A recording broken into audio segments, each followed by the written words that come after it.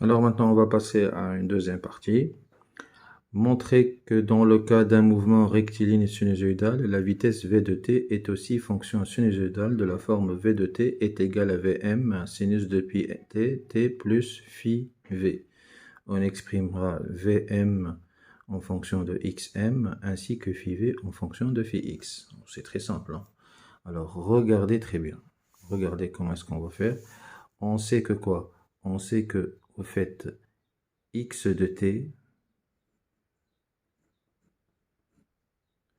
est égal à xm sinus de pi sur t, t plus phi x.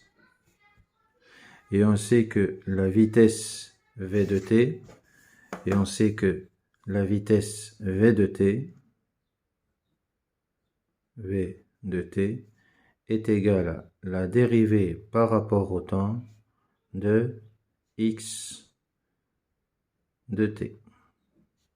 Donc c'est égal à quoi? C'est égal à d sur dt de quoi?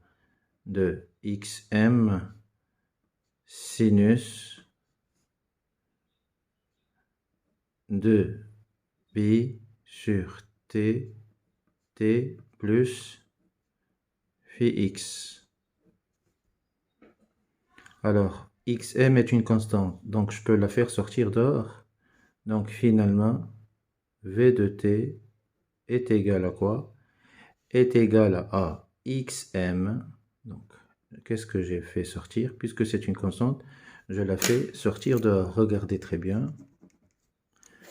Je vais la faire sortir dehors. Dehors de la dérivée. Donc, ça donne quoi? Ça donne xm fois quoi? Fois d sur dt de quoi? De sinus de pi t, t plus phi x. Or, rappel mathématique, regardez très bien. D sur dt, d sur dt de sinus d'une fonction. C'est pas sinus seulement, c'est pas sinus de t, mais sinus d'une fonction. C'est très simple, c'est égal à tout d'abord la dérivée de la fonction f' de t fois quoi? Fois cosinus f de t. D'accord? Finalement, donc je reviens de là. Donc v de t, ça va donner quoi? Ça va donner v de t. V de t est égal à quoi? Ça va donner v de t, ça va alors xm fois la dérivée de toute cette fonction, puisque ça c'est une fonction. Là, f de t c'est 2pi t plus phi x, donc fois quoi? Fois 2pi t, t plus phi x, le tout prime, je vais dériver tout ça, fois cosinus du même angle. Cosinus de quoi? De 2pi sur t, t plus phi x.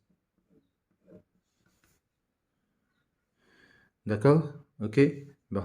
Alors, ça va donner quoi? Ça va donner, excusez-moi, la feuille, elle est... Alors, ça va donner v de t est égal, v de t, ça va donner xm. Quelle est la dérivée de 2pi t plus phi x? Phi x est une constante et 2pi sur t est une constante. Ça va donner quoi? Fois, c'est le terme devant t. Donc, ça va donner 2pi sur t.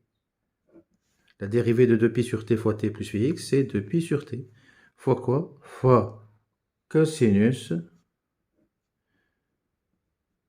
2pi sur t, t plus phi x. Alors, v de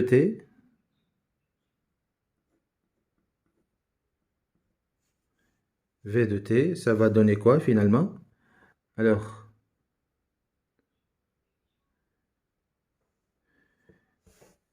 ça va donner, je vous rappelle, vous rappelez tout à l'heure, je vous rappelle que 2pi sur t, regardez tout à l'heure dans l'introduction du cours, 2pi sur t, 2pi sur t, ce n'est autre que la pulsation du mouvement en radian seconde moins 1, c'est-à-dire oméga.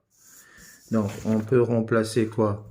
2pi sur t par oméga. Donc, c'est égal à oméga fois xm fois, je ne vais pas laisser un cosinus, mais je vais le transformer en sinus. Sinus 2pi sur grand T, T plus phi x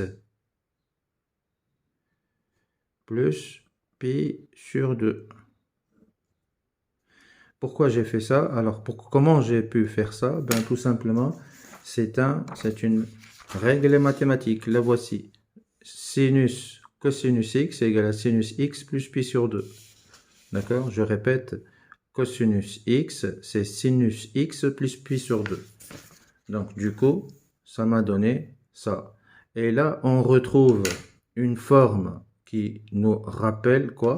Donc, V de t finalement, regardez très bien, V de t est égal à quoi? V de t est égal à quoi?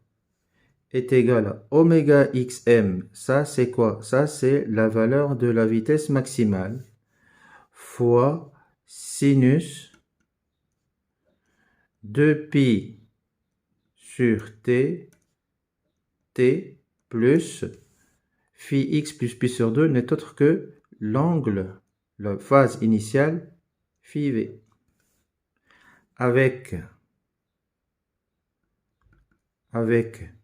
Vm est égal à oméga xm.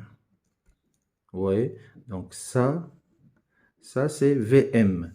Et tout ça, c'est phi v. Et phi v est égal à quoi? Est égal à phi x plus pi sur 2. Voilà.